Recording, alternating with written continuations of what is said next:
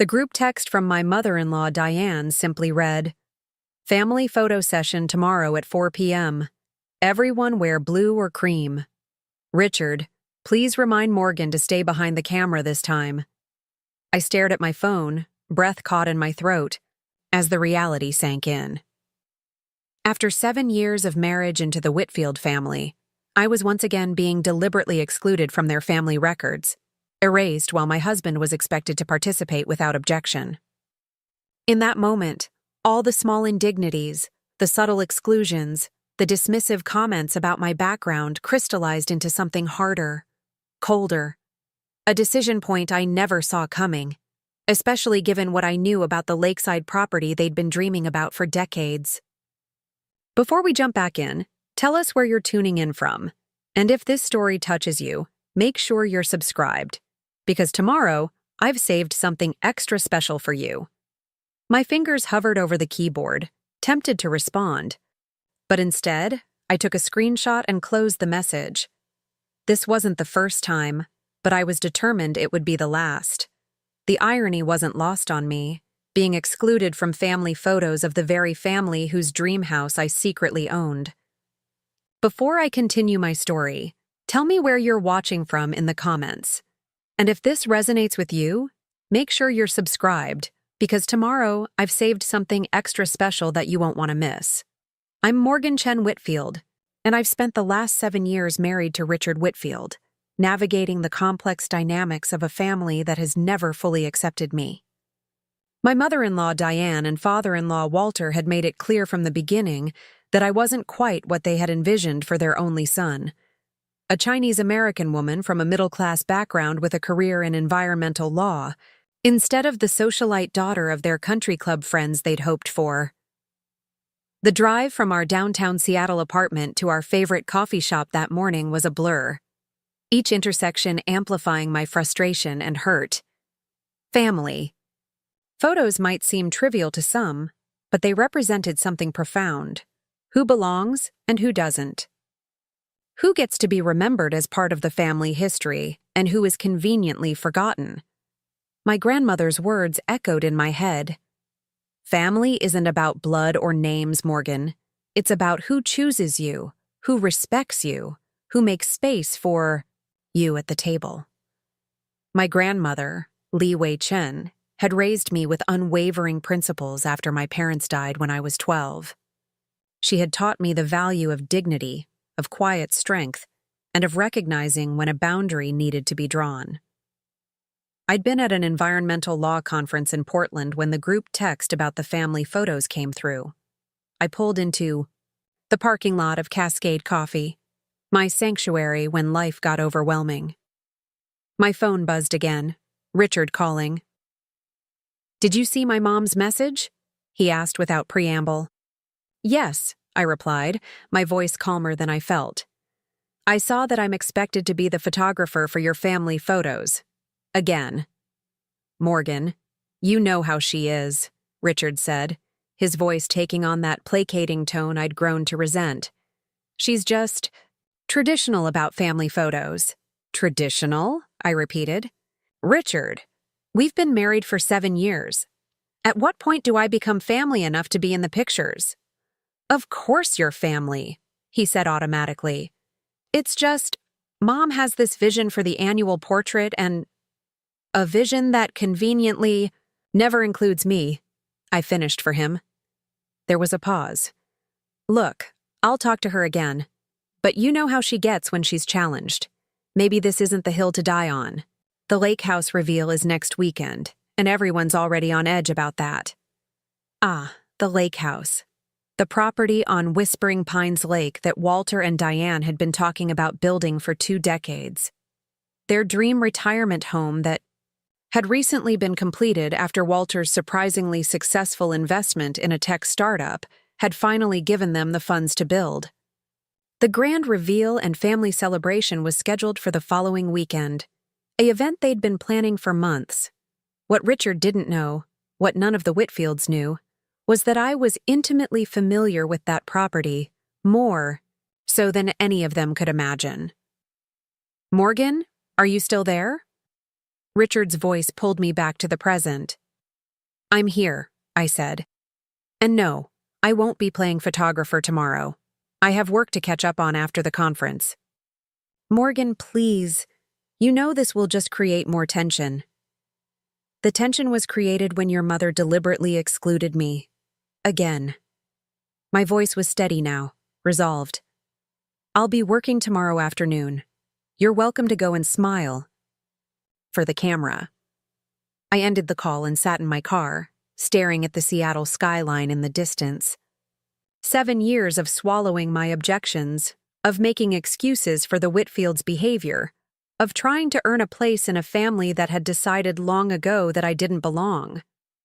7 years of Richard promising to stand up for me, but ultimately capitulating to his parents' wishes. My phone buzzed with a text from my best friend, Elena Martinez, who had witnessed every slight and dismissal over the years. How was the conference? Still on for lunch tomorrow? I responded quickly.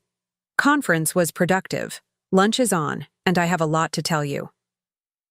Elena had been telling me for years that I needed to stop accepting the Whitfield's disrespect. As the daughter of immigrants, herself, she understood the particular sting of being treated as perpetually foreign, perpetually other, despite being born and raised in Seattle just like Richard. Preparing and narrating this story took us a lot of time, so if you are enjoying it, subscribe to our channel, it means a lot to us. Now back to the story. I started my car and drove home, my mind replaying years of small exclusions. The holiday card that featured Richard with his parents and sister's family but not me. The family recipe book compiled for Richard's sister Karen's wedding that didn't include any of my contributions. The vacation photos where I was asked to take one of all of us, and then never invited to be in a photo myself. Each incident seemed minor in isolation, easily dismissed, easily excused. But together, they formed a pattern that was impossible to ignore. A deliberate, persistent message. You are not one of us. You are not family. When I arrived home, our apartment was empty. Richard had texted that he was meeting his father for a drink to smooth things over about tomorrow's photo session. Another familiar pattern, Richard trying to manage the conflict rather than address its root cause. I opened my home office and unlocked the bottom drawer of my desk, the one where I kept my most important personal documents. Behind my passport and our marriage certificate was a folder labeled Lake Property. Inside was the deed to a stunning lakefront lot on Whispering Pines Lake, purchased 5 years ago through a private LLC when it came on the market. The property directly adjacent to it had been purchased by the Whitfields 3 years later, after Walter's investment windfall. They had no idea that their daughter-in-law owned the neighboring lot, the lot with the better view, the deeper water access, and the protected old-growth pines they had coveted but couldn't afford. My grandmother had left me a substantial inheritance when she passed away 4 years ago. Use it wisely, she'd told me in her final days. Build something meaningful. Create security that belongs to you alone. Following her advice, I had invested most of it conservatively, but had used a portion to purchase the lakefront property after hearing Walter and Diane talk about their dream to build there someday. It wasn't spite that had motivated me, at least not entirely. I genuinely loved the area and had dreams of building my own retreat there. But I had kept the purchase private, setting up an LLC with my maiden name that wouldn't be easily connected to me. Over the years, as the Whitfields' dismissal of me continued, I had found a certain comfort in knowing that I owned a piece of their paradise. My phone buzzed with another text from Diane. Richard says you're busy tomorrow. Disappointing, but we'll manage. Karen will bring her tripod. No apology. No acknowledgement that I should be in the photos. Just disappointment that their designated photographer was unavailable. I took a deep breath and closed the drawer without responding. Tomorrow I would have lunch with Elena and finally voice the decision that had been forming in my mind for months. It was time to stop accepting the unacceptable, whether that meant transforming my relationship with the Whitfields or acknowledging that some relationships couldn't be saved. As I prepared dinner, I considered the lakefront property. I had been quietly working with an architect on plans for a modest but beautiful home that reflected my own taste and values rather than the ostentatious mansion the Whitfields had built. The plans were nearly finalized. Perhaps it was time to break ground, to create something of my own, just as the Whitfields were celebrating their achievement. Richard came home late, smelling of whiskey and his father's expensive cigars. "I talked to Dad," he said, dropping his keys on the counter. "He agrees that you should be in some of the photos. Mom will come around." "Some of the photos," repeated, the qualifier speaking volumes. "It's progress, Morgan," Richard said, his tone suggesting I should be grateful for this meager concession.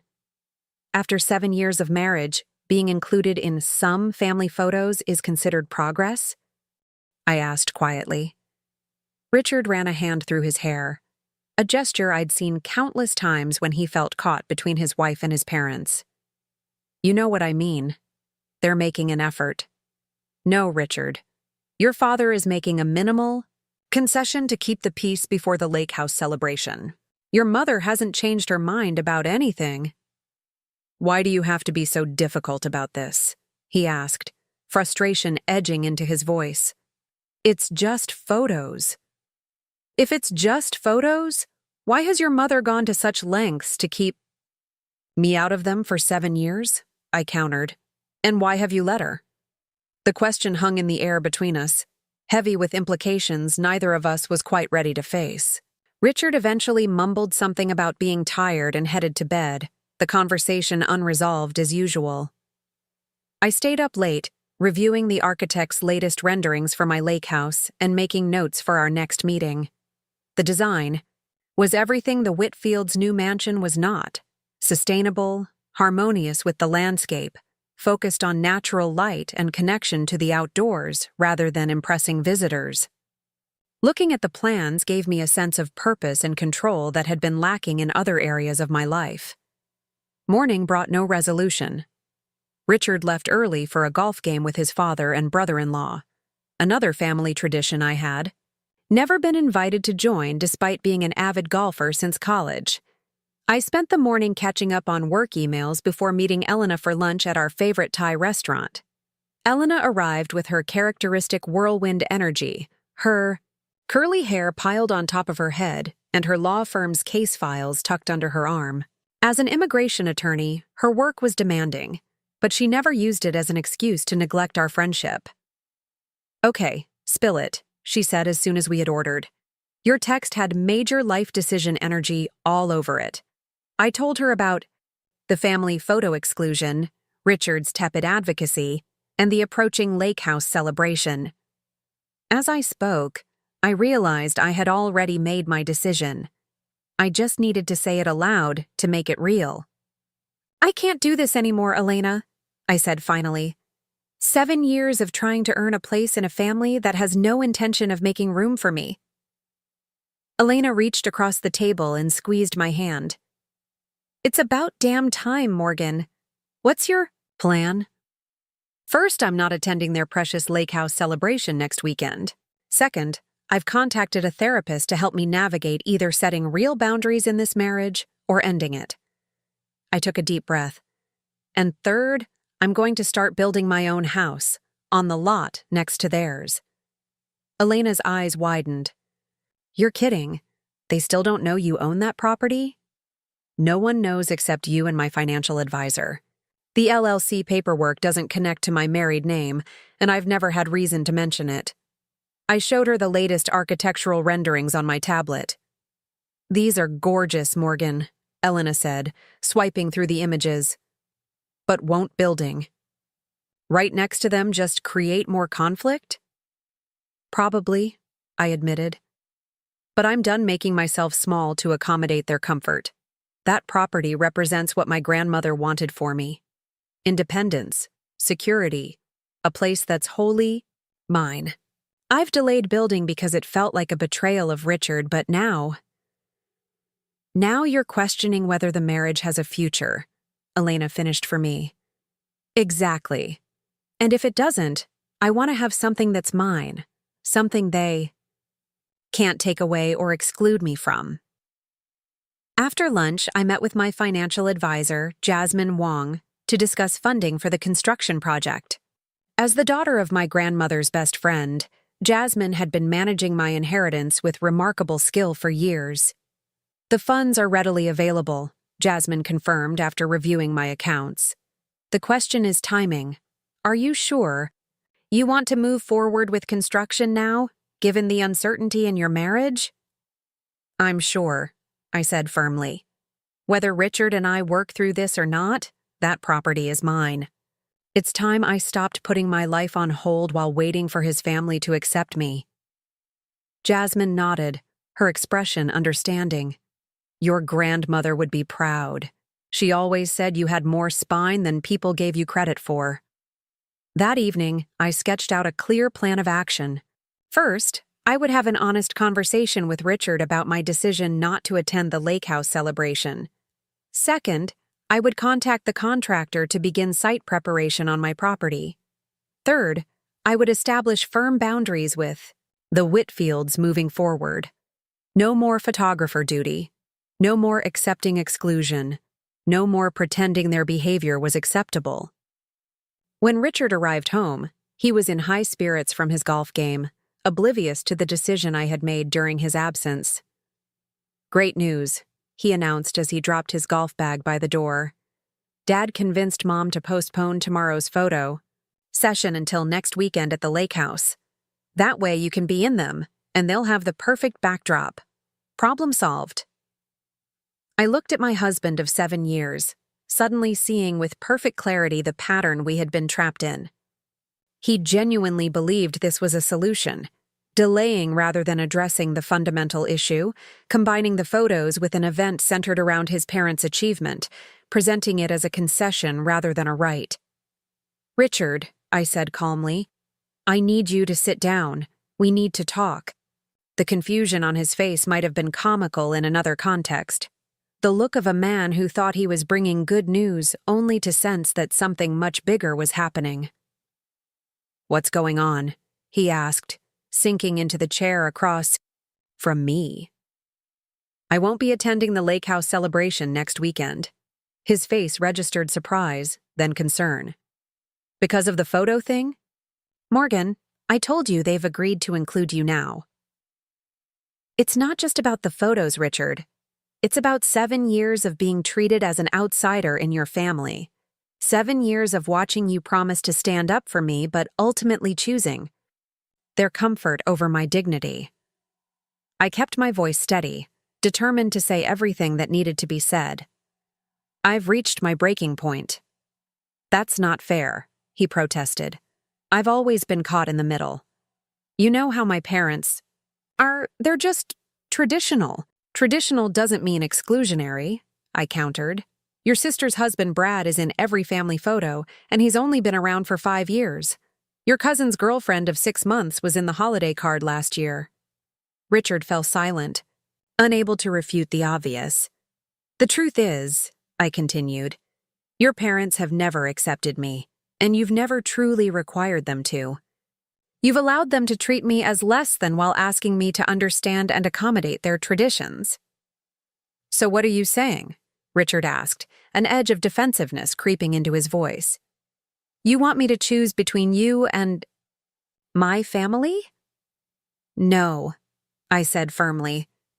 I want you to stop pretending there's no choice being made. Every time you let your mother exclude me, every time you make excuses for their behavior, you are choosing. You're choosing to prioritize their comfort over my belonging. Richard stood and began pacing our living room. So your solution is to skip the lake house celebration? The event they've been planning for months? That's just going to make things worse. Maybe, I acknowledged. But continuing to participate in my own exclusion isn't an option anymore. What do you want from me, Morgan? He asked, his frustration evident. I want you to understand that this isn't just about photos or one celebration. This is about whether we have a marriage where we stand together or one where I'm expected to accept a perpetually lesser position in your family. I took a deep breath. And I've made another decision. I'm going to start building on my lake property. Richard froze mid-pace. Your what? I hadn't planned to reveal this part yet, but the conversation had naturally led here. I own property on Whispering Pines Lake, the lot adjacent to your parents' new house, actually. I bought it 5 years ago with part of my inheritance from my grandmother. The shock on Richard's face was absolute. You've owned property next to my parents for 5 years and never mentioned it? When would have been a good time, Richard? When your mother was explaining why I shouldn't be in the family photos? When your father was lecturing me about my impractical career in environmental law? When exactly should I have shared this personal asset with a family that has never accepted me as a member? Richard sank back into his chair, looking stunned. I don't even know what to say. This feels like you've been keeping secrets, planning some kind of, I don't know, revenge? It wasn't about revenge, I said honestly. It was about having something that was mine, something that couldn't be taken away or controlled by your family, something that honored my grandmother's wishes for me. We talked late into the night, covering territory we had avoided for years. Richard swinging between defensiveness and genuine remorse, me between righteous anger and deep sadness for what our marriage had become. By morning, we had reached an uneasy truce. Richard would attend the lake house celebration alone and explain my absence as a work commitment. I would hold off on construction until we had worked through some of our issues in marriage counseling. And most importantly, Richard acknowledged, perhaps for the first time, that his parents' treatment of me had been consistently exclusionary and that his own response had been inadequate. It wasn't a resolution, but it was a beginning. The first honest conversation we'd had about these issues without Richard minimizing my experiences or making excuses for his family. As he left for work the next morning, I felt both emotionally drained and strangely liberated, as if speaking these truths aloud had released something that had been trapped inside me for years. Little did I know that events were already in motion that would bring matters to a head far sooner than either of us anticipated. That afternoon, I immersed myself in work, grateful for the complex environmental compliance case that demanded my complete attention. The rhythmic focus of legal analysis provided a sanctuary from the emotional turbulence of my personal life. Around 4 o'clock, my phone buzzed with a notification. It was an email from my architect, Sophia Ramirez. Morgan, I've received the soil analysis for the lakefront property. Excellent news. The foundation work can begin earlier than anticipated. I've attached the updated renderings incorporating your feedback on the south-facing windows. Let me know your thoughts when you have a moment. I opened the attachments, feeling a flutter of excitement despite everything else happening. The design was coming together beautifully, a modern timber and glass structure that would nestle into the hillside rather than dominating it. Solar panels integrated seamlessly into the roof. Floor-to-ceiling windows positioned to capture both sunrise and sunset over the lake. A deck that extended out over the water, creating the illusion of floating above the surface. This was more than just a house. It was a manifestation of values my grandmother had instilled in me. Sustainable living, harmony with nature, creating beauty without ostentation. I could almost hear her voice. True wealth isn't about impressing others, Morgan. It's about creating spaces that nurture your spirit.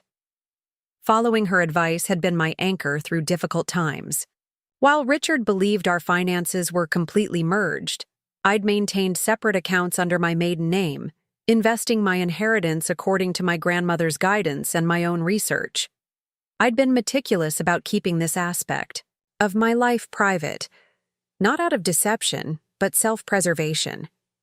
I responded to Sophia with approval to proceed with the preliminary site work, feeling a surprising sense of calm about this decision. Whatever happened with my marriage, this project represented something essential: my autonomy, my heritage, my future on my own terms. My phone rang just as I was finishing the email. Elena. Have you seen it? She asked without preamble. Seen what? The Whispering Pines community newsletter. It just hit my inbox. I frowned, confused.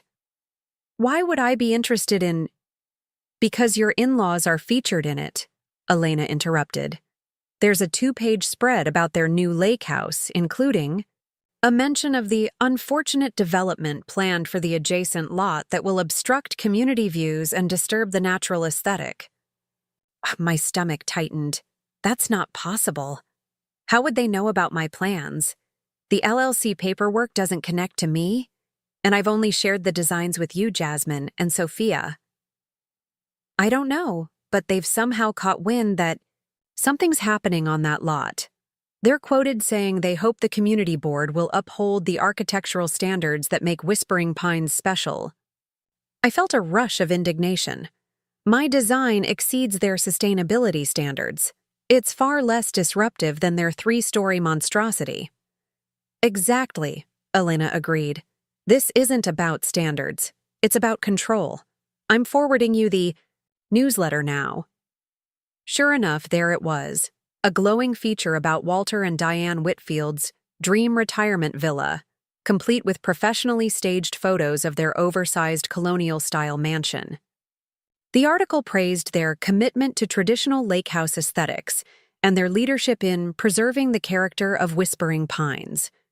Near the end came the paragraph Elena had mentioned, a thinly veiled reference to development on neighboring lots that might not align with the community's established character.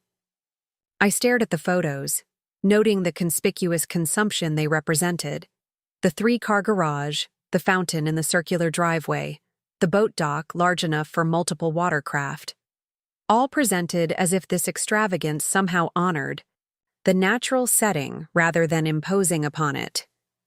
The contrast with my own vision couldn't have been starker. My design prioritized minimal environmental impact, used sustainable materials, and was deliberately scaled to blend with the landscape. Yet here were the Whitfields, positioning themselves as defenders of the lake's character while planning what amounted to a small hotel on their property. This is ridiculous, I muttered, scrolling through the article again. They've barely moved in and they're already appointing themselves the aesthetic police of the neighborhood. Classic Whitfield behavior, Elena observed. Remember when Diane tried to get your condo association to ban ethnic decorations after you hung that Chinese New Year decoration on your door? I did remember. It had been during our first year of marriage, and Richard had suggested I take the decoration down just to keep the peace. It was the first time I'd recognized the pattern that would define our relationship with his parents: their objection, my husband's acquiescence, my expected accommodation. Morgan? You still there? Elena's voice pulled me back to the present. I'm here, just thinking. I took a screenshot of the article and saved it to my growing folder of Whitfield transgressions. I need to figure out how they learned about my plans. After ending the call with Elena, I phoned Sophia immediately. Has anyone from Whispering Pines contacted you about my project? I asked after explaining the newsletter. Not directly, she replied, but I did submit preliminary plans to the Community Architectural Committee last week as required. Standard procedure for any new build in that development. They're not public, but committee members would have access. And who sits on that committee? Sophia paused. I'd have to check, but I believe there's a Walter Whitfield listed. I didn't make the connection. My heart sank. Of course Walter would be on the architectural committee. Of course he would use that position to gather intelligence and potentially obstruct any development he didn't personally approve. Sophia, we need to accelerate our timeline. I want to break ground as soon as possible, before they can create unnecessary obstacles. I understand, but Morgan, community approval is required before we can begin major construction. We can start site preparation and foundation work under the current permits, but full approval is needed for the structure itself. I considered this information, a plan forming. Let's proceed with everything we can do now. Meanwhile, I'll address the community board situation. After hanging up, I contemplated my next steps. This was no longer just about building a house. It was about standing my ground against the same controlling behavior the Whitfields had exhibited throughout my marriage to their son. The difference was that this time, they didn't know they were dealing with me. They thought they were flexing their influence against some anonymous developer. The irony might have been amusing if it weren't so infuriating. For years, the Whitfields had treated me as insignificant, excluding me from family photos, dismissing my career, subtly undermining my place in Richard's life. Now they were unwittingly positioning themselves against me in a battle over property where I held the stronger position. Because while Walter might sit on the architectural committee, my research into Whispering Pines governance had been thorough. The community covenants included a provision that committee members must recuse themselves from decisions affecting adjacent properties to their own due to conflict of interest. Walter could bluster all he wanted in newsletters, but he couldn't legally block my development without violating the community's own bylaws. As I was mapping out my strategy, my phone buzzed with a text from Richard. "Parents just called. They want us to come over for dinner tonight to discuss the lake house celebration. I told them you had work, but they insisted. Said it's important." I felt a flicker of suspicion. The timing seemed too coincidental given the newsletter article. Had Walter somehow connected the dots between the LLC and me? It seemed unlikely, but the Whitfields had surprised me before with their network of connections. "Fine," I texted back. "What time?" Richard's reply came quickly. 7 p.m. "Thank you for doing this. I promise to have your back tonight." I'd heard that promise before, but something in me wanted to believe this time might be different. Our conversation the previous night had felt like a breakthrough, the first time Richard had truly acknowledged the pattern of exclusion rather than minimizing it. Still, I prepared myself mentally for the evening ahead, reviewing my legal rights, regarding the property, and reminding myself that I had nothing to apologize for. I also took the precaution of forwarding all the property documentation to Elena with a brief explanation. In case tonight goes sideways. The Whitfields invited us to dinner suddenly after that newsletter article. Elena's response was immediate. "Call me if you need a lawyer or an alibi. Preferably not both." I smiled despite myself. Elena's unwavering support had been a lifeline through years of navigating the Whitfield family dynamics. While Richard sometimes accused me of being too sensitive about his parents' behavior, Elena had consistently validated my experiences and encouraged me to maintain my boundaries. At 6:30, Richard and I drove to his parents' Seattle home, a stately Tudor in the exclusive Broadmoor neighborhood that had been in the Whitfield family for generations. The formality of the property always struck me as a physical manifestation of their rigidity. Manicured hedges trimmed with geometric precision, not a flower out of place in the carefully planned garden beds.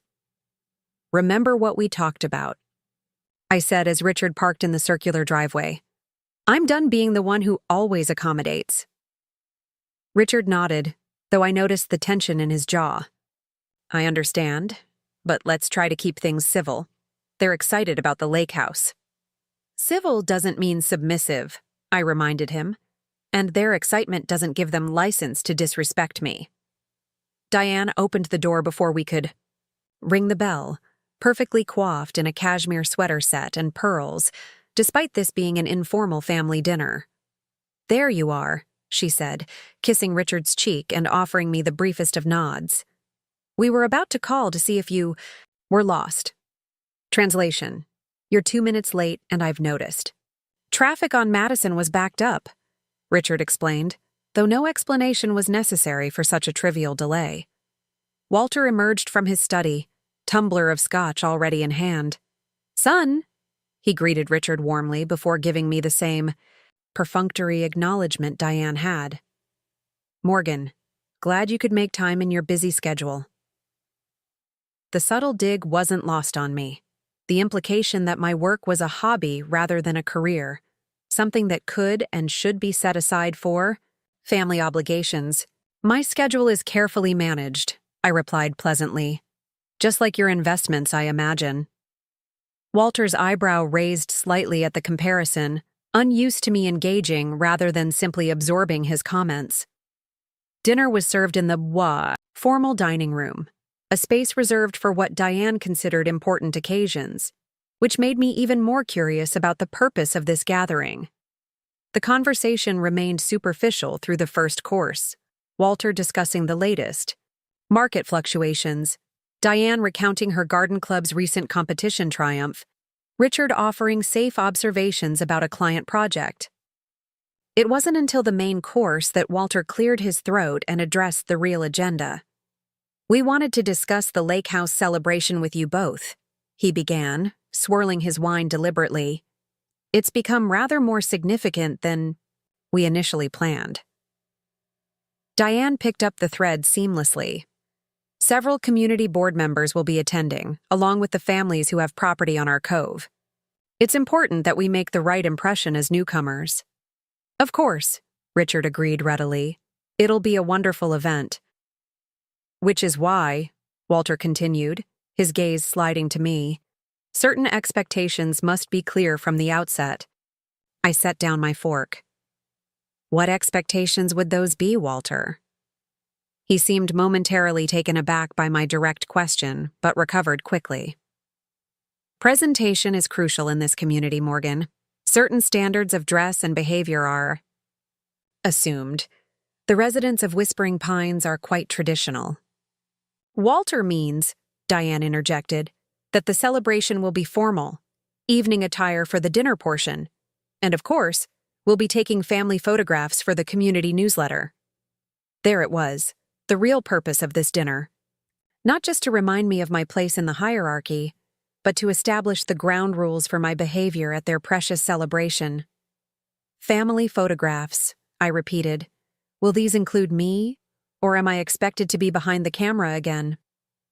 The bluntness of my question created a moment of uncomfortable silence. Richard shifted in his seat, but, to my surprise, remained quiet, waiting for his parents' response rather than jumping in to smooth things over as he typically would. Diane's smile tightened. "Well, we'll certainly take some with everyone, of course.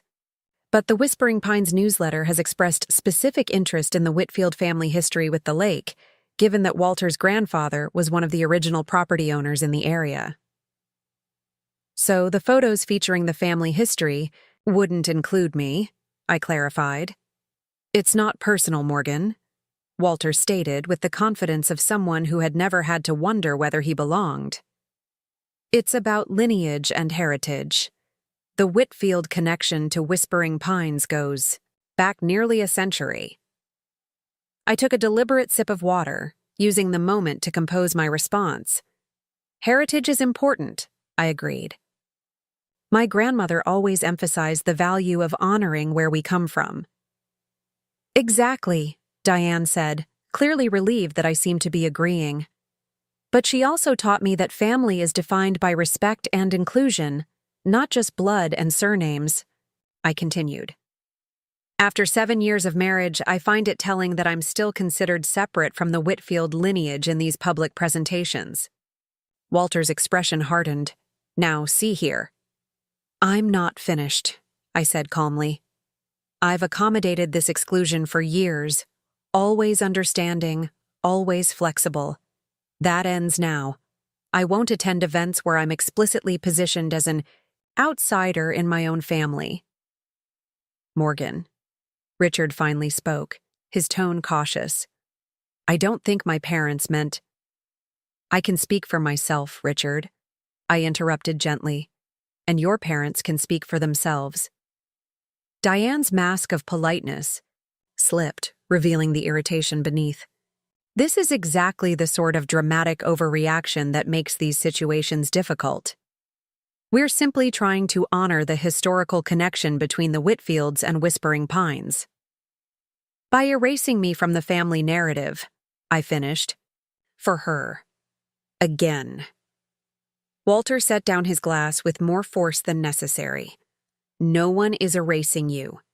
This sensitivity is unwarranted and, frankly, inconsiderate given how much planning has gone into this event." I felt a strange calm descend over me, the clarity that comes with finally acknowledging an unpleasant truth that has been evident for years. "I won't be attending the celebration," I said simply. "You can present whatever narrative of the Whitfield legacy you choose without navigating my inconvenient presence." "Morgan," Richard began, but I turned to face him directly. "This is my decision, Richard. You're free to make your own." Diane's expression shifted to one I recognized well, the martyred look she adopted when she felt persecuted. "After all we've done to include you, after all the accommodations?" "What accommodations, Diane?" I asked, genuinely curious. "When have you ever adjusted your expectations or traditions to include me rather than requiring me to adjust to accommodate you?" The question hung in the air, unanswerable because we all knew the truth. There had never been accommodation from their side, only demands for conformity that I had met with increasingly reluctant compliance. Walter, unused to being challenged in his own home, pushed back his chair. "If you choose not to attend, that's your prerogative. But I think it reveals a great deal about your commitment to this family." "On that we agree," I replied, standing as well. "My absence will indeed reveal something about family commitment, just not in the way you suggest." I turned to Richard. "I'm going to call a car. Stay if you wish." The surprise on all their faces at this simple assertion of independence might have been comical in another context. The Whitfields weren't accustomed to people walking away from their dinner table without permission, least of all someone they considered subordinate in the family hierarchy. "Don't be ridiculous," Richard said, standing as well. "I drove us. We'll leave together." The simple statement, "We'll leave together," was perhaps the strongest stance Richard had ever taken in my presence. Not earth-shattering in the grand scheme of things, but significant in the context of our marriage and his habitual deference to his parents. The drive home was silent for the first several minutes, both of us processing what had just occurred. Finally, Richard spoke. "I should have said something sooner," he admitted, "when they started talking about the photos." "Yes," I agreed, not seeing any value in pretending otherwise. "You should have." "I knew what they were doing was wrong. He struggled to articulate what we both knew. "I've spent my whole life trying not to disappoint them. And I've spent 7 years trying not to put you in difficult positions," I replied. "But it's created an impossible situation where your parents never have to face consequences for their behavior. Because we both keep accommodating it." Richard nodded slowly. "I'm sorry, Morgan. Truly. The way they spoke about the photos, about lineage. I saw it clearly tonight. How it must feel for you." It was a small acknowledgement, but it felt significant. Perhaps the first time Richard had truly tried to see the situation through my eyes, rather than mediating between competing perspectives. "There's something else we need to discuss," I said as we approached our apartment building. "Something about the Whispering Pines property that I didn't tell you last night." Richard tensed visibly. "What is it?" "Your father is on the architectural committee, and he's seen the preliminary plans for my property. He doesn't know it's mine, but he's already positioning against the development in the community newsletter." Richard's confusion was evident. "But how would he know about construction plans?" "Because Sophia submitted them to the committee as required. She had no way of knowing Walter was your father." I paused. "The point is, this situation is going to come to a head sooner rather than later. Once they realize I'm the owner of that adjacent property." "It's going to be explosive," Richard finished, groaning. "Dad hates not being in control. And two, discover you've owned that property all along, right next to theirs." "Exactly. So we need to decide how we're going to handle this, together or separately." The question was bigger than just the property dispute. It was about our marriage, about whether Richard could truly stand with me when the conflict with his parents reached its inevitable climax. As we parked in our building's garage, Richard turned to face me directly. "I want us to handle it together," he said, his voice steadier than I'd expected. "I don't want to lose you, Morgan. And tonight made me realize that's exactly what will happen if I don't change." It was the most direct acknowledgement he'd ever made of the pattern threatening our marriage. Not a solution, not yet, but a recognition of the problem that felt like the first essential step toward genuine change. "Then we need a plan," I said, "because the Whispering Pines situation isn't going away, and neither are the deeper issues with your parents." Richard nodded, a new resolve evident in his expression. "Let's figure it out together. For real this time." As we rode the elevator to our apartment, I felt cautiously optimistic. The confrontation at dinner had been uncomfortable, but clarifying. For me, certainly, but perhaps for Richard as well. Whether this newfound clarity would translate into meaningful change remained to be seen, but for the first time in years, it felt possible. What I didn't yet realize was that Walter Whitfield had already set in motion events that would force all of us to reveal our true priorities sooner than any of us anticipated. The following morning, I woke to an email notification that made my stomach drop. It was from Sophia, with a subject line that read simply, "Urgent, Whispering Pines Project." I opened it immediately, still blinking sleep from my eyes. "Morgan, I've received a formal letter from the Whispering Pines Architectural Committee raising significant concerns about our proposed design. They're requesting extensive modifications that would fundamentally alter the project. Smaller windows, traditional pitched roof instead of our modern design, reduction in height by 8 feet, and relocation of the deck to preserve lake views. For adjacent properties, most concerning, they've placed a 60-day administrative hold on all permits pending these revisions. The letter is signed by Walter Whitfield as committee chair. I've attached it for your review. This level of pushback is unusual for a design that so clearly meets the community's published guidelines. We should discuss our options." I clicked on the attachment, scanning Walter's letter with growing indignation. The language was bureaucratic, but the message was clear. Walter was using his position to block my project, protecting his own properties, views and aesthetics at the expense of my rights as a landowner. Richard emerged from the shower, towel around his waist, to find me staring at my phone, jaw clenched. "What's wrong?" he asked, immediately sensing my tension. "Your father is abusing his position on the architectural committee," I replied, passing him my phone. "He's trying to block my lake house design with fabricated concerns." Richard read the letter, his expression darkening. "This is completely inappropriate. The committee is supposed to ensure compliance with guidelines, not impose personal preferences." He looked up at me. "And he has no idea this property is yours?" "None. The LLC is registered under Chen Holdings, my maiden name with no connection to you or the Whitfield family." I took back my phone, scrolling through the letter again. "But that won't matter once construction begins. At some point, he'll discover I'm the owner."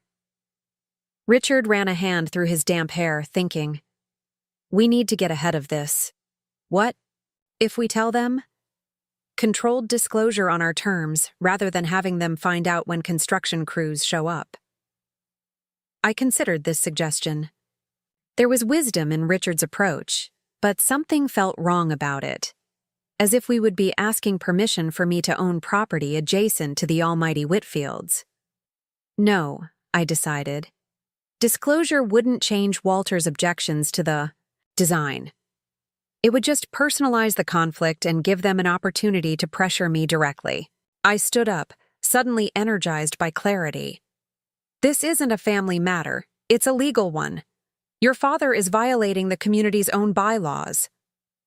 "What do you mean?" "Committee members must recuse themselves from decisions affecting properties adjacent to their own.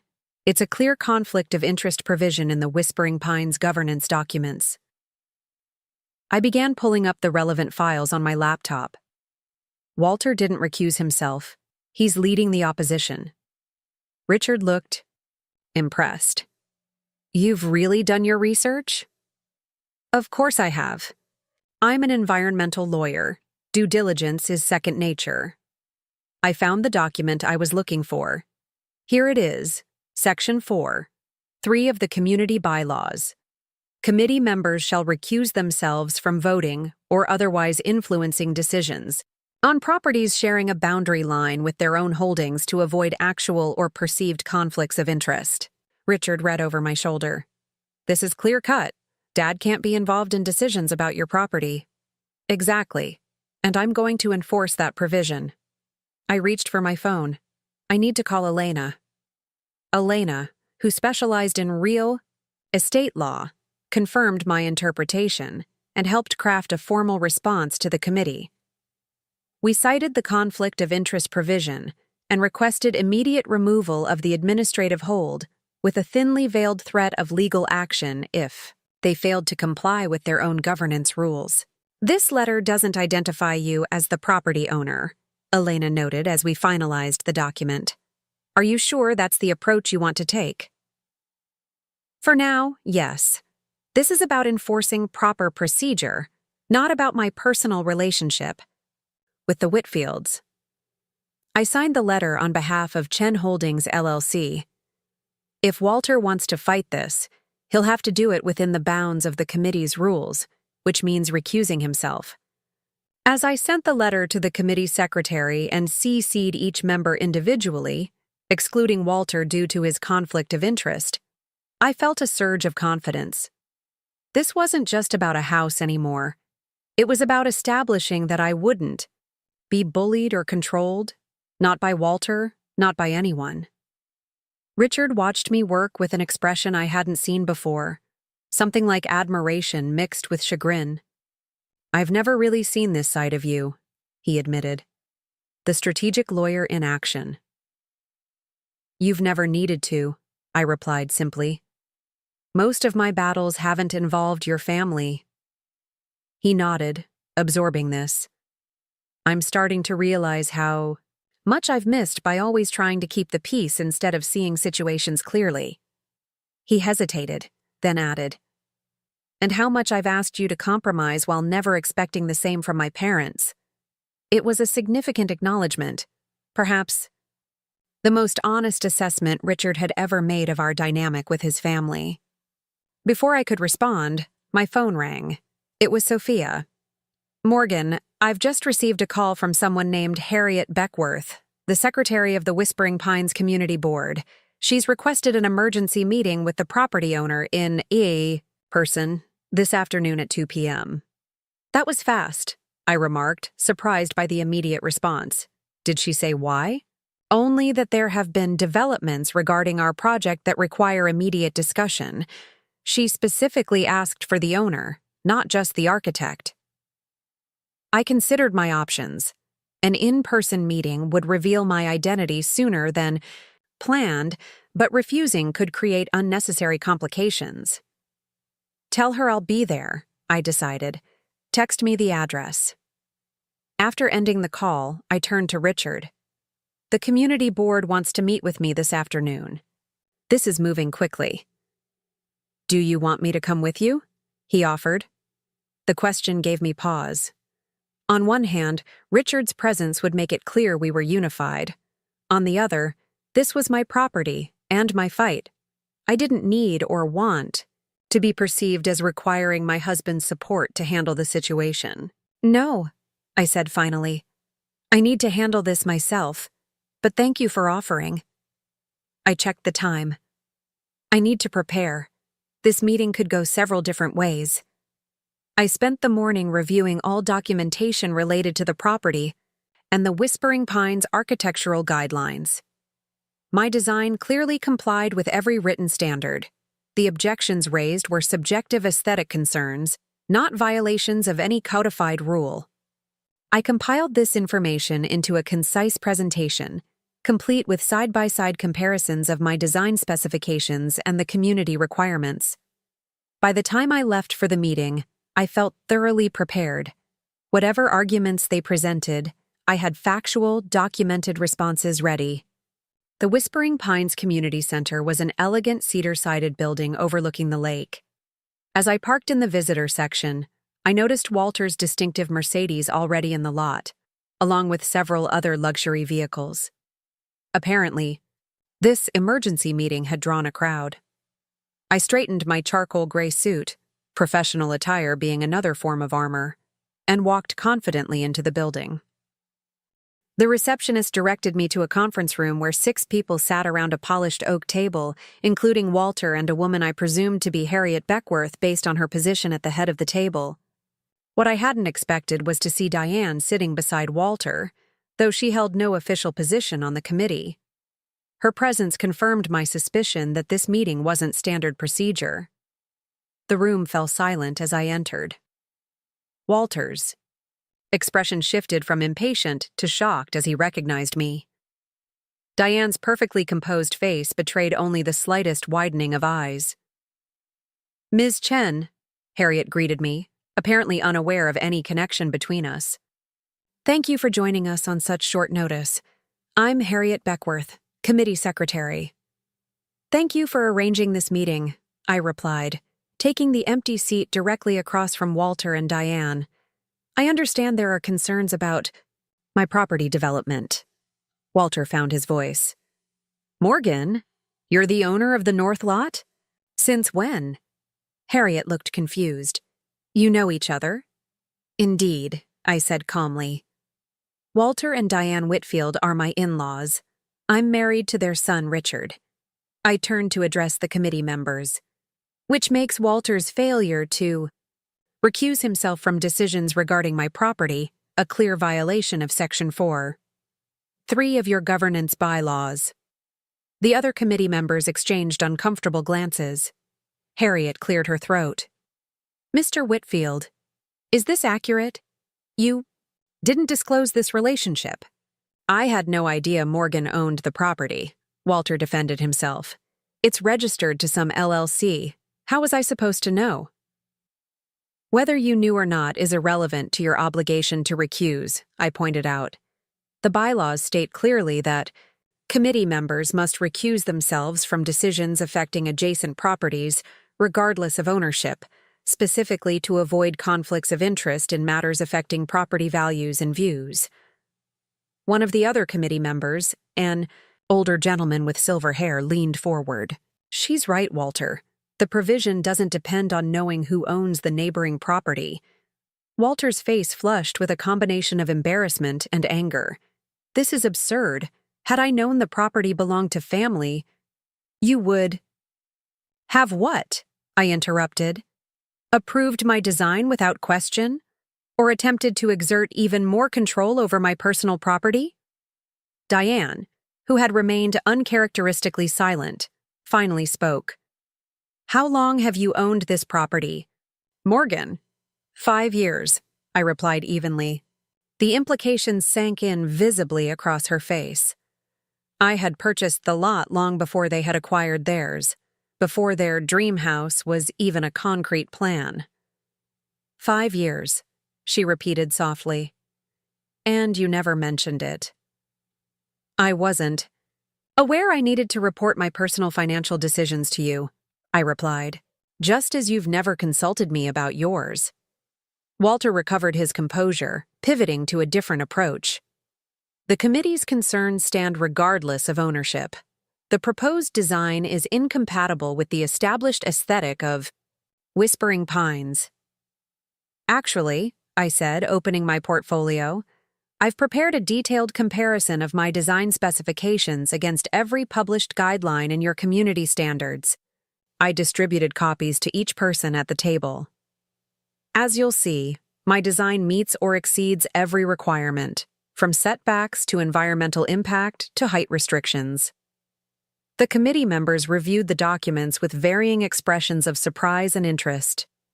Harriet seemed particularly impressed. "These are remarkably thorough," she commented, "and you're correct that the design appears to meet our technical guidelines." "The issue is not technical compliance," Walter insisted. "It's about maintaining the character of the community. Your modernist glass box doesn't fit with the traditional style we're trying to preserve." I was prepared for this argument. I've also included examples of 5 other contemporary homes approved by this committee within the past 3 years. I flipped to the relevant page, including the Carson residence, which features a flat roof and glass walls remarkably similar to my design, approved just last year while you were committee chair, Walter. The silver-haired gentleman, whose nameplate identified him as Dr. James Livingston, chuckled. She's done her homework, Walter. Walter's frustration was palpable. This is different. The Carson house isn't directly adjacent to other properties. Yours would impact our lake views and property value. Your concern about views is precisely why the conflict of interest provision exists, I pointed out. You're attempting to protect your personal interests at the expense of my property rights. Harriet had been following this exchange with growing discomfort. Perhaps we should take a step back, she suggested. Mr. Whitfield, given the circumstances, I believe you should recuse yourself from further discussion of this project, as required by our bylaws. Walter opened his mouth to protest, but Diane laid a restraining hand on his arm. Walter, she said quietly. For perhaps the first time in my experience with the Whitfields, Walter yielded, though his expression promised this wasn't the end of the matter. Fine, he said tersely. I'll recuse myself, but I maintain that this project requires further review by the remaining committee members. That's their decision to make, I agreed reasonably, without your influence. After Walter and Diane left the room, Diane with a particularly cold glance in my direction, the atmosphere shifted noticeably. The remaining committee members seemed relieved by their departure and more receptive to my presentation. Dr. Livingston, who appeared to have some history with Walter based on his reactions, was particularly supportive. I've reviewed your design in detail now, he said, and not only does it comply with our guidelines, it's exactly the kind of thoughtful, sustainable architecture we should be encouraging. The solar integration alone is impressive. The other members largely agreed, though one expressed concerns about the construction timeline coinciding with migratory bird patterns. A legitimate environmental consideration I was happy to accommodate by adjusting our schedule. By the end of the meeting, the administrative hold had been lifted, and my project was provisionally approved pending minor adjustments to the construction timeline and some additional landscaping commitments. As I was gathering my materials, Harriet approached me privately. That couldn't have been easy, she said, confronting your in-laws in a public forum. Sometimes clear boundaries are necessary, I replied, especially when the usual channels of communication have failed. She nodded thoughtfully. Walter has been increasingly dominant on the committee since they purchased their property. Your stance today was refreshing. She handed me her card. If you encounter any further obstacles, please contact me directly. I thanked her and left, feeling a complex mix of emotions. Vindication, certainly, but also sadness that my relationship with my husband's family had deteriorated to the point where formal meetings and legal citations were necessary to establish basic respect for my autonomy. As I walked to my car, I spotted Walter and Diane, still in the parking lot, engaged in what appeared to be an intense conversation beside their Mercedes. When they noticed me, Walter's expression hardened, but Diane surprised me by approaching. We need to talk, she said, her voice tightly controlled. Not here, not now, but soon. This situation has gone far enough. I agree, I replied, but I won't be lectured about family loyalty while being systematically excluded from the family. You've made your point, she said coldly, very publicly. No, Diane, you and Walter made your position clear first, in family photos, in holiday gatherings, and most recently in your attempts to control property that belongs to me. I'm simply responding to the dynamic you established. Walter joined. Us, his face flushed. You deliberately concealed your ownership of that property, he accused. For what purpose? To undermine our lake house plans? Not everything is about you, Walter, I replied evenly. I purchased that property because I loved it, because it represented something important to me. The fact that you later bought the adjacent lot was coincidental. Coincidental, he repeated skeptically. And your architectural choices? The modern design that clashes so completely with our traditional home? Another coincidence? My design reflects my values and preferences, just as yours reflects yours, I said. The difference is that I'm not attempting to impose my aesthetic on your property. This isn't over, Walter warned. The committee may have approved your plans, but there are other avenues. Are you threatening me? I asked quietly. Diane interjected quickly. Walter means that we need to resolve this as a family, privately. I've attempted private resolution for 7 years, I reminded her. It's yielded nothing but continued exclusion and disrespect. Perhaps public accountability is exactly what this situation needed. I left them standing in the parking lot, neither of us having found resolution, but each of us finally seeing the other clearly, without the polite fictions that had characterized our interactions for years. When I arrived home, Richard was waiting anxiously. How did it go? He asked as soon as I walked through the door. I described the meeting in detail, Walter's shock, Diane's cold anger, the committee's ultimate approval of my project. Richard listened intently, his expression shifting between concern and what appeared to be genuine pride. You stood your ground, he said when I finished, without compromising, without apologizing for owning what's rightfully yours. Yes, I agreed, though your father made it clear this isn't over. Richard's phone had been buzzing repeatedly throughout my account. He glanced at it now. That would be them. 15 missed calls and counting. Are you going to call them back? He considered the question with uncharacteristic deliberation. Not tonight, he decided. Tonight is about us processing what happened without their input or demands. It was a small but significant sign of shifting priorities. Richard choosing our relationship over his customary role as mediator and peacekeeper. They'll be furious, I warned him. Probably, he agreed. But perhaps it's time they experienced the consequences of their behavior, rather than having me constantly cushion the impact. We ordered takeout and spent the evening discussing next steps, not just regarding the lake property, but our marriage and relationship with the Whitfields moving forward.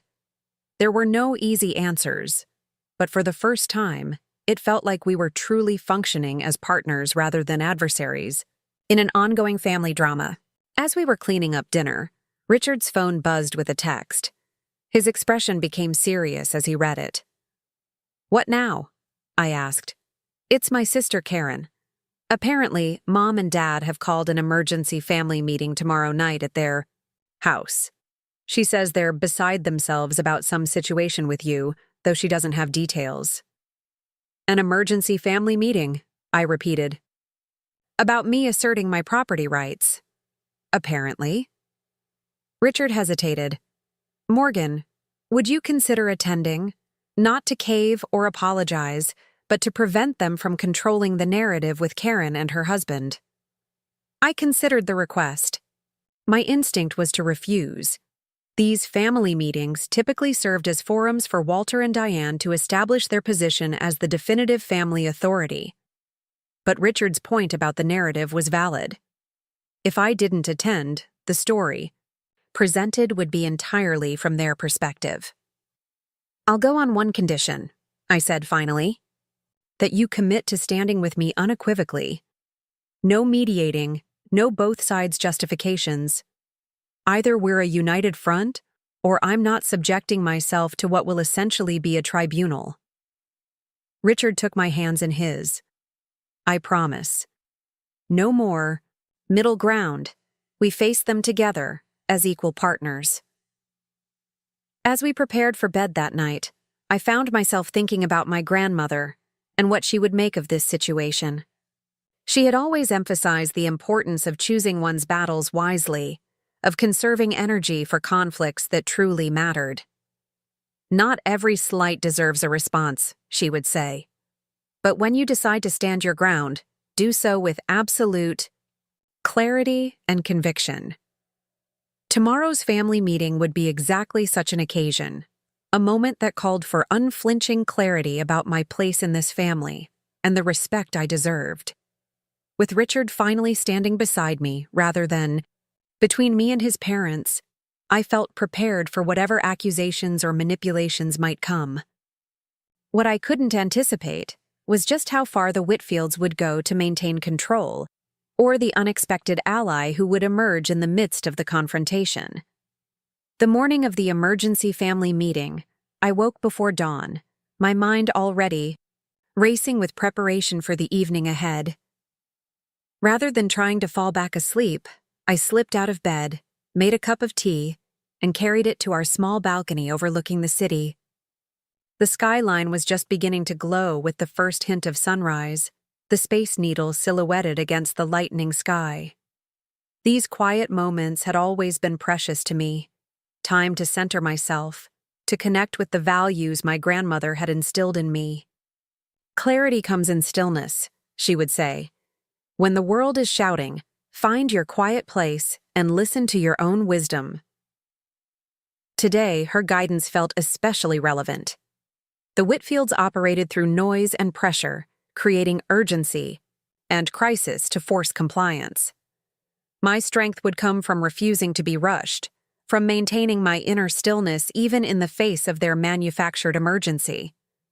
Richard found me there an hour later, wrapped in a blanket, watching the city come alive. "You're up early," he observed, joining me with his own coffee. "Preparing," I replied. "Tonight won't be easy." He nodded, gazing out at the view. "I've been thinking about something my college philosophy professor once said. He told us that family systems resist change with remarkable force, not because the system is working well, but because even dysfunctional patterns feel safer than uncertainty." I glanced at him, surprised by the insight. That's remarkably applicable to our situation. Isn't it? My parents have maintained control through predictable patterns. You attending the committee meeting independently, asserting your property rights. You've disrupted their system, created uncertainty. Their reaction is essentially the system trying to re-establish control. "When did you become so insightful about family dynamics?" I asked, only half joking. Richard smiled ruefully. "I've had plenty of time to observe the pattern from the inside. I just never had the courage to challenge it until now." He reached for my hand. "But watching you stand your ground yesterday, it was inspiring, Morgan. You were so clear, so centered in your own truth without being cruel or vengeful." His words warmed me more than the tea. "That's what my grandmother taught me. That dignity doesn't require cruelty, and boundaries don't need to be weapons." "I wish I'd met her," Richard said softly. "She would have challenged you," I replied honestly. "But she would have respected your kindness." She always said that kindness was essential, but not at the expense of self-respect. We sat together in comfortable silence, watching the morning light transform the city.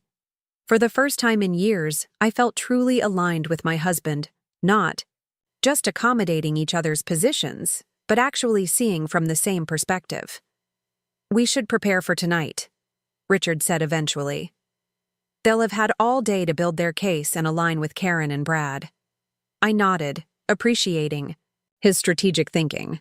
"They'll likely focus on 3 main points: that I concealed my property ownership, that my architectural choices are deliberately antagonistic, and that I embarrassed Walter professionally by citing the conflict of interest provision.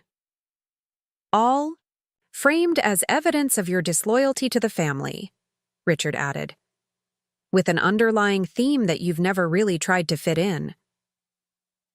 The irony being that I spent years trying to fit in, only to be consistently shown that I never would, I observed.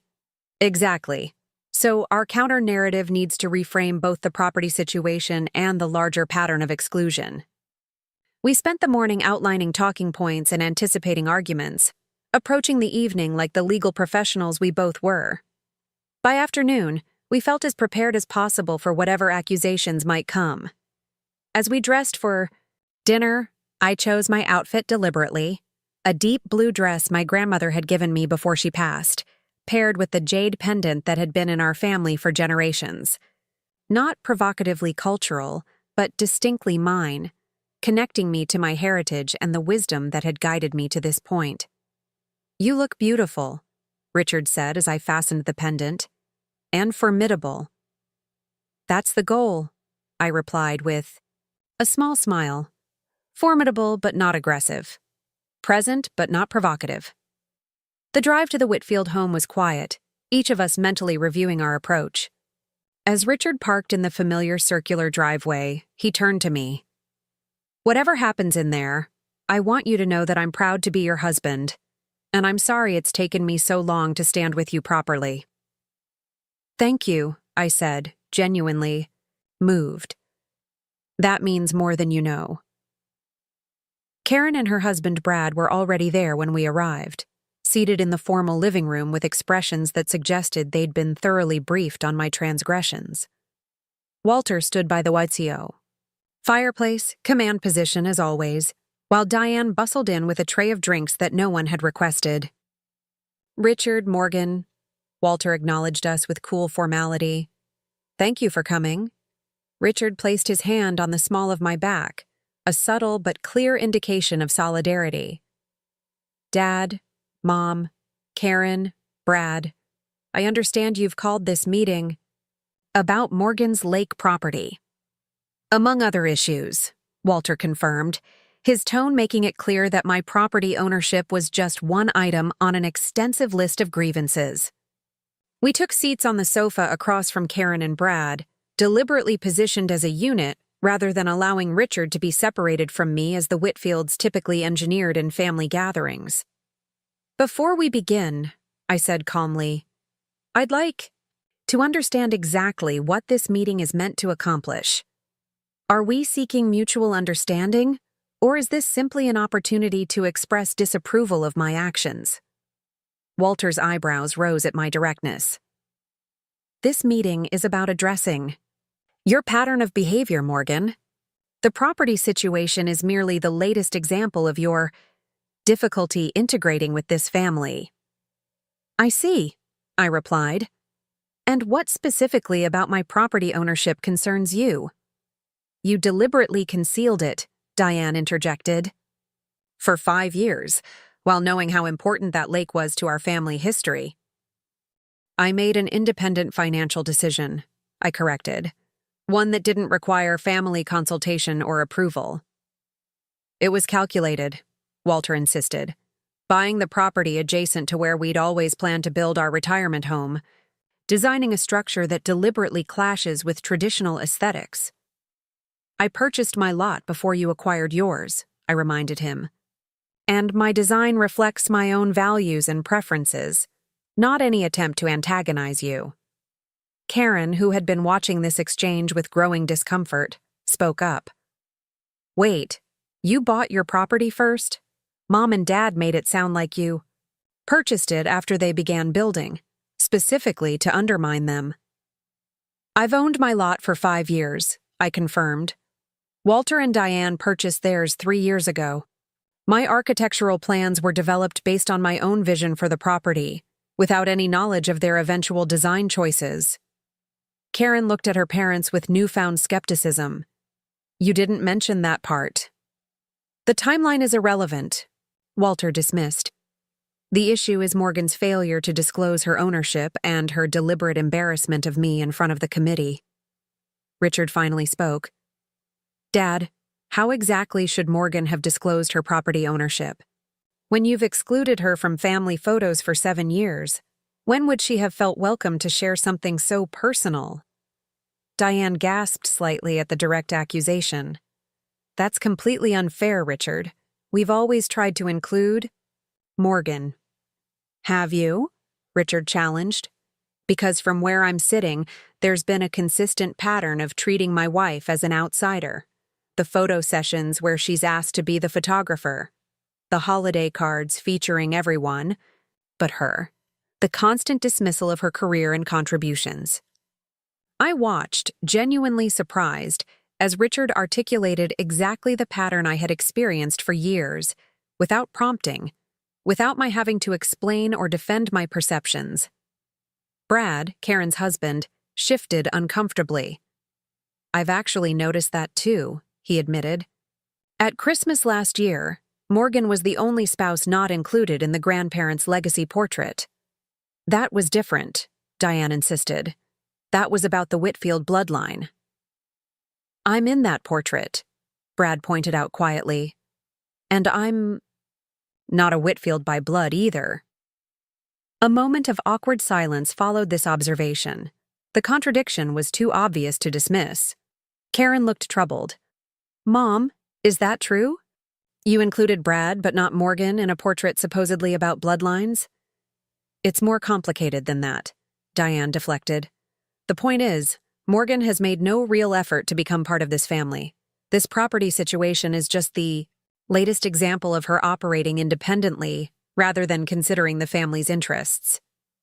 "That's an interesting perspective," I said, keeping my voice measured. "Because, from my position, I've spent 7 years accommodating this family's preferences, traditions, and expectations. I've attended every holiday, every celebration, every family event, even when it was clear I wasn't fully welcome. I've adjusted my behavior, my expression, even my career discussions to avoid creating waves. And yet here we are," Walter countered, "with you forcing a modern monstrosity next to our traditional home, deliberately undermining the aesthetic we've worked to establish." "My architectural choices reflect my own values," I repeated, "just as yours reflect yours. The difference is that I haven't tried to impose my preferences on your property while using a procedural technicality to undermine my position on the committee," Walter added bitterly. "That technicality is a conflict of interest provision specifically designed to prevent committee members from making biased decisions about neighboring properties," I corrected. "It exists precisely for situations like this, where personal preference might override fair application of the guidelines." Richard leaned forward. "Dad, you know she's right. As an investment advisor, you understand conflict of interest provisions better than anyone. Had the situation been reversed, you would have insisted on the same recusal." Walter couldn't quite refute this point, so he pivoted. "The larger issue remains. Morgan has operated as an individual rather than as part of this family.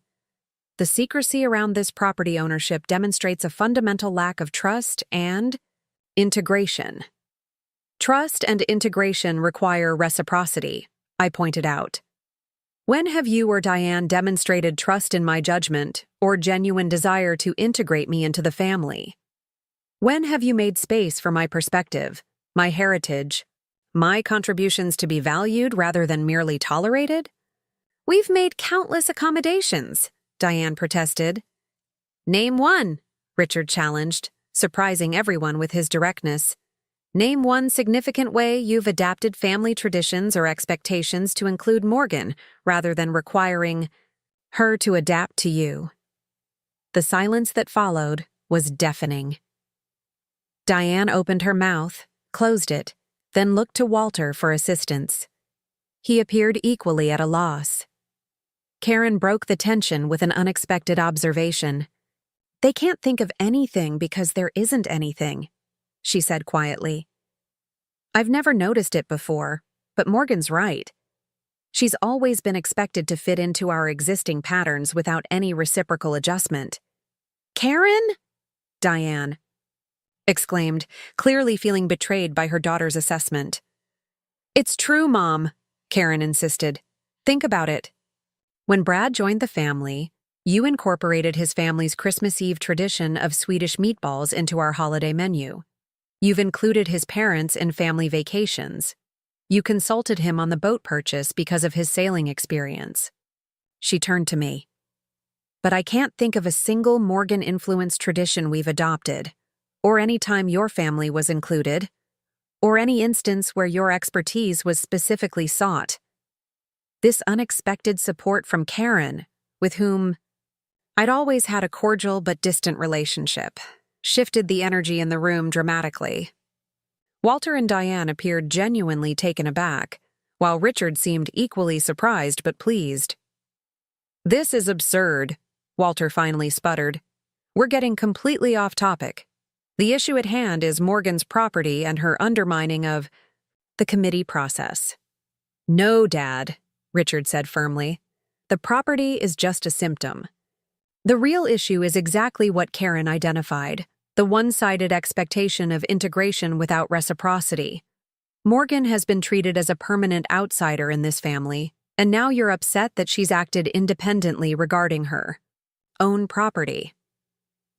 Walter stood, pacing in front of the fireplace. "So you're both taking her side in this? After she deliberately embarrassed me professionally?"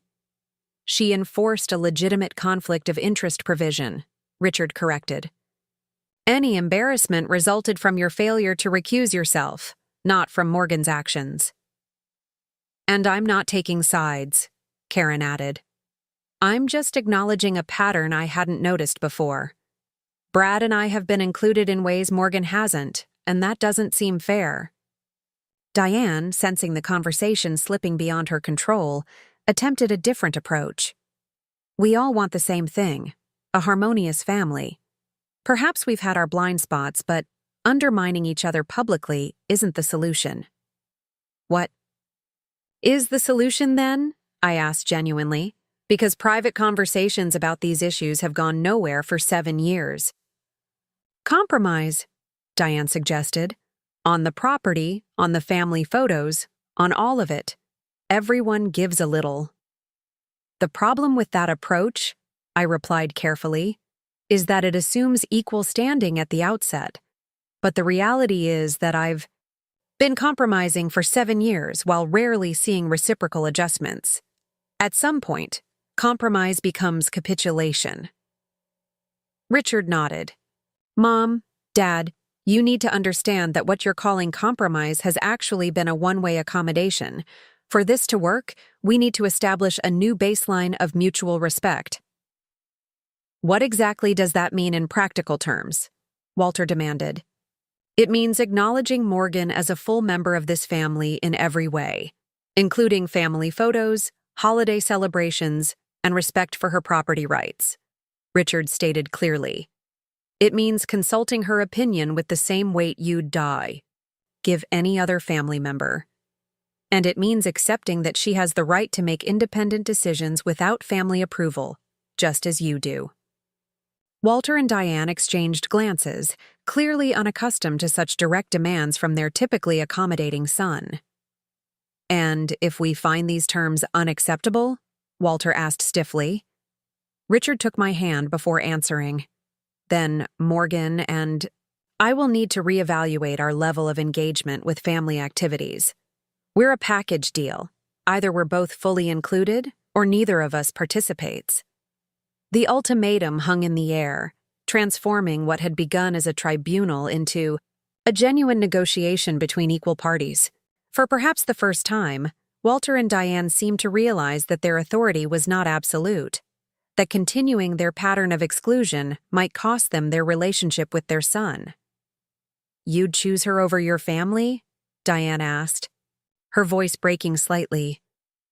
"Morgan is my family," Richard replied simply. "And I'm asking you to finally, fully accept that reality." Karen, who had been watching this exchange intently, spoke up again. "For what it's worth, I think Richard and Morgan are right. We haven't been fair, and it's time to acknowledge that. I know I've been complicit by not noticing or speaking up before." Brad nodded in agreement. "Same here. And honestly, Morgan's lake house design is actually pretty amazing. The sustainability features alone are impressive." This unexpected show of support from Karen and Brad created a visible shift in the family dynamic. Suddenly, Walter and Diane were isolated in their position, facing not just Richard and me but their daughter and son-in-law as well. Walter, never one to surrender easily, made a final attempt to regain control. This discussion has become unproductive. Perhaps we should revisit these issues when emotions aren't so heightened. That's your choice, Richard replied evenly. But our position won't change with time. Either we establish a new foundation of mutual respect now, or Morgan and I will step back from family engagement until that's possible. Diane, more pragmatic than her husband, recognized the seriousness of the situation. What specifically would demonstrate this? Mutual respect you're talking about? It was the first genuine opening she'd offered, and I took it as the olive branch it was intended to be. Including me in all family photos going forward would be a meaningful start, I suggested, as would consulting me on family events rather than simply informing me of decisions already made. And respecting my property, rights without further interference would demonstrate good faith. And in return? Walter asked, ever the negotiator. In return, you get a daughter-in-law who's fully engaged in family life, I replied honestly. Someone who brings different perspectives and experiences that could enrich rather than threaten the family identity. You get a relationship with your son that isn't strained by constant tension. And you get neighbors at the lake who might actually become friends if given the chance. A long silence followed as Walter and Diane absorbed these terms. Finally, Diane spoke. I think we need time to process this conversation, she said carefully. But I hear what you're saying, and perhaps we have been less welcoming than we could have been. Coming from Diane, this qualified acknowledgement was significant. Perhaps the closest she'd ever come to admitting error. Walter, ever more stubborn, simply nodded curtly. We'll consider your position. That's all we ask, Richard replied, standing and indicating our part of the meeting was concluded. Thank you all for listening. As we prepared to leave, Karen approached me, privately. I owe you an apology, she said quietly. I never realized how isolated you've been made to feel. Thank you, I replied, genuinely appreciative of her support. That means a lot. The drive home was notably lighter than the journey there, both of us processing the unexpected allies we'd found in Karen and Brad, and the small but significant opening Diane had offered. That went better than I expected, Richard admitted as we pulled into our building's garage. Karen's support was the turning point, I observed. When she acknowledged the pattern, it became impossible for your parents to dismiss it as just my perception. She's always been observant, Richard said.